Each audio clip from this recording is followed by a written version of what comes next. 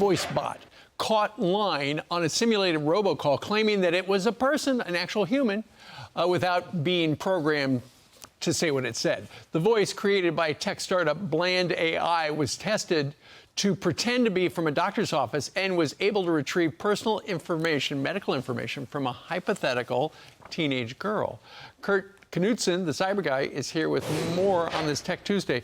So, you know, I get why some companies might want to hire a chatbot rather than hire a person, because it could do stuff, but there is peril in having a robot do your phone calling.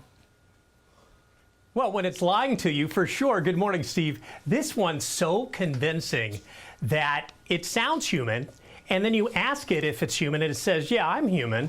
It's a San Francisco-based Bland AI that is making this customer service AI tech out there in the market, programmed to sound just like the real person. In fact, it sounds a lot like Scarlett Johansson. Again, they say it's not, but she's been mimicked so frequently that she's earned the name ScarJo for these AI ripoff voices.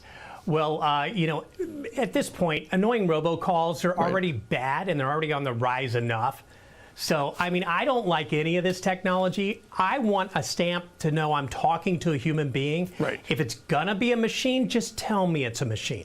Exactly. And Bland AI gave us a statement. They said, while there may always be bad actors and people who attempt to abuse new technologies, we are committed to continually adapting to these safety challenges. And you say the most important way to stop robocalls is to remove your personal data from the internet.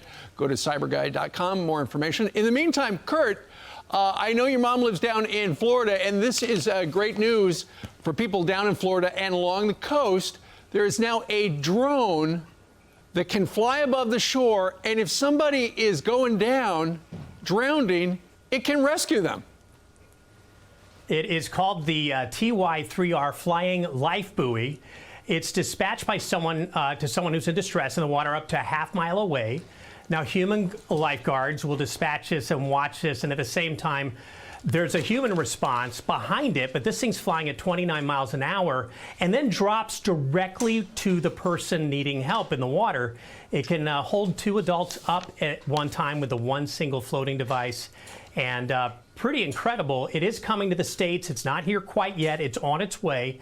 $11,803 will be the price tag when it hits USA shores. Might be worth the money on this one. It just saved one life. It pays for itself right there. That is amazing. For more information about both those topics, go to cyberguy.com. CyberGuy, thank you very much.